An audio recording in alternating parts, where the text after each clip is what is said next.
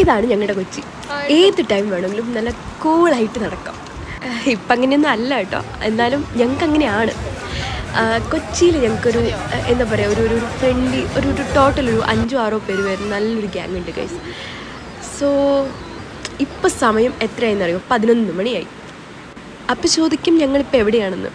ഞങ്ങളിപ്പോൾ ഒരു പാർലറിലാണ് ഉള്ളത്. 10 മണി കഴിഞ്ഞാൽ ഞങ്ങൾക്ക് അപ്പം ചായ കുടിക്കണം. ചായ കുടിച്ചാൽ മാത്രം പോരാ, കലൂർ സ്റ്റേഡിയം വഴി ഇങ്ങനെ 2-3 റൗണ്ട് പോകാൻ വേണം. പിന്നെ ഇതെൻ്റെ അഞ്ചുമോനാണ് കേട്ടോ. ഇത് എൻ്റെ ഫേവറേറ്റ് വണ്ണാണ്. ഇവളിപ്പോൾ തിരിച്ചു പോകും ഗൈസ്. ഇവള് UK ഒരു 2 മാസം നമ്മുടെ കൂടെ സ്പെൻഡ് ചെയ്യാൻ തിരിച്ചു വന്നതാണ്.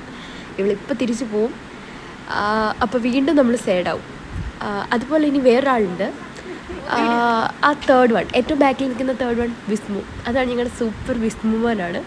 ഞാൻ ഏറ്റവും മിസ് ചെയ്യുന്നതും ഓടി കൊച്ചിയിലേക്ക് പോവാൻ എന്നെ എന്താ പറയുക പ്രേരിപ്പിക്കുകയും ചെയ്യുന്നത് ഇവരാ.